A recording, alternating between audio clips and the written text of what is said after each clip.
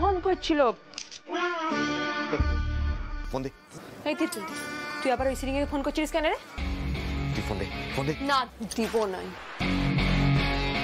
আমার মায়ের ফোন, তুই ফোন দে আমাকে। চল হাট। কাকিমা, কাকিমা, কাকিমা, এই যে আপনার ফোন পাওয়া গেছে। আপনার ফোনটা নিজের দায়িত্বে রাখবেন, কারণ এই বাড়িতে ফোন চোর ঘুরে বেড়াচ্ছে। দাদার বৌদি সিরিনকে দেখতে যাইছে শুনে ওর বন্ধুদেরকে না অ্যালার্ট করে দিতে যাচ্ছিল। তোদের সব ঝাঁসটা বেড়ে যাবে লয়। এই আমার বন্ধুদের নামে একটা ফালতু কথা বলবি না তুই জন্তু। মা ফোনটা দাও তো। না না না একদম নয়। কেন কেন লাগবে তোর ফোনটা? কেন লাগবে? তুই সিরিনকে ফোন করবি কি দরকার রে? সিরিন তো কমাই রয়েছে। ওই দাদা বৌদি দেখতে যাচ্ছে তোরা জানাবি? তো শুনতে পারবে ক্লাই রে, আর শুনতে পেলেও নড়তে পারবে ক্লাই। কেন কোনোদিন ওই কোমার পেশেন্ট দেখিস নাই? ও সিরিন তো কোমায় যাবে তবে তো দেখতে পাবি, তাই না? একদম বাড়াবাড়ি করবি না কিন্তু। আমি কিন্তু ফোন দে। শোনো শোনো সবাই শোনো, রায়নে সিরিংকে ফোন করতে যাচ্ছিল, একেবারে হাতে নাতে ধরা পড়ে গেছে। ওই সিরিংকে আগে থেকে সবটা জানাই দিচ্ছিল যাতে ওরা না তৈরি থাকে, যাতে ওদের নাটকটা দাদাদের সামনে না ধরা পড়ে যায়। না না এরকম কিছু না, আমি জাস্ট ফোন করছিলাম ওর খোঁজ নেওয়ার জন্য। আর কত মিথ্যা কথা বলবি রে তিরপিন্ডে? ওই দাদা বৌদি সিরিংকে না দেখে আসা অবধি তুই কাউকে ফোন করতে পারবি নাই, এখান থেকে এক পাও লড়বি নাই। এটা তুই আমার সাথে করতে পারিস না জন্তু। আমার বাড়িতে এসে আমার উপরে জুলুম। হ্যাঁ সবকিছুতে ইন্টারফারেন্স, সবকিছুতে। বরং তো ঠিক কথাই বলেছে। তুমি যদি সত্যি কথা বলে থাকো তাহলে তোমরা তো ভয় কিসের? ওরা গেছে, ওরা খবর নিয়ে আসবে, ততক্ষণ চুপ করে এখানে বসে থাকবে তুমি।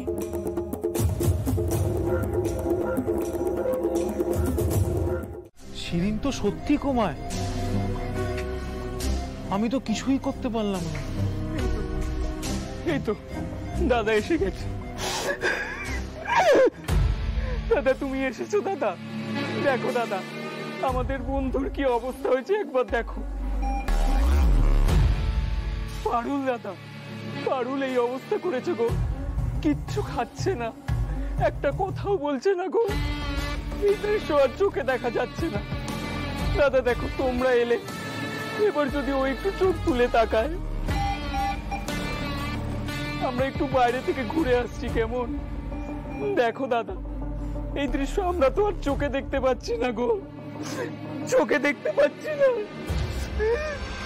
চোখে দেখা যাচ্ছে না গো।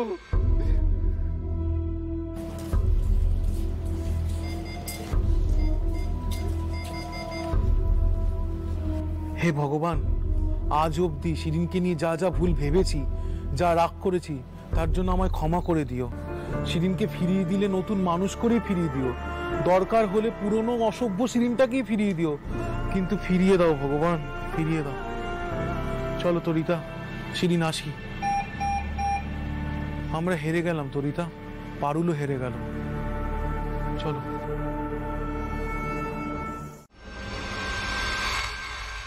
পারুল, রায়ান সত্যি কথা বলছে। আমরা নিজে চোখে দেখে এসেছি সেদিন কোমাতে। ওর কোনো সারা শব্দ নেই, বডিতে কোনো মুভমেন্ট পর্যন্ত নেই। কি?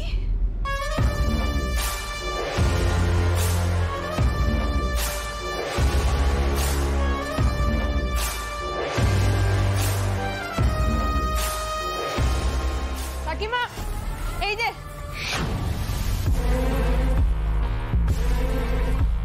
হ্যালো শিরিন, আমি বর্দি বলছি, রায়ানের বর্দি। যেটা বলছি সেটা মন দিয়ে শোনো।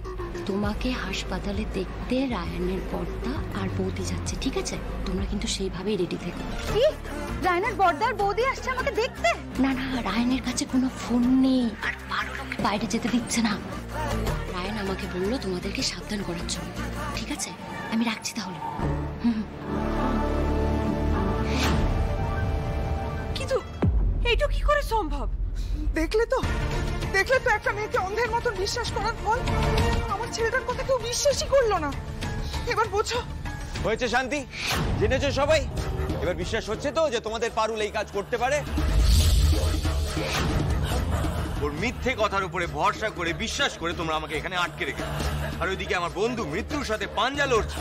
তার সত্ত্বেও তোমাদের জন্য আমাকে এখানে থাকতে হচ্ছে, কিন্তু আর কেউ আমাকে এখানে আটকে রাখতে পারবে না। যাচ্ছে শিরিনের কাছে, তোমরা থাকো এই খুনিটাকে নিয়ে। টাইম চেয়েছিস না জন্তু? টাইম নে, তুই তোর টাইম। দুদিন পরে তোর কি অবস্থা হয় তুই দেখে যা। শুধু ইউনিভার্সিটি থেকে রেস্ট্রিকশন নয়, তুই জেলেও যাবি রে, তুই জেলেও যাবি।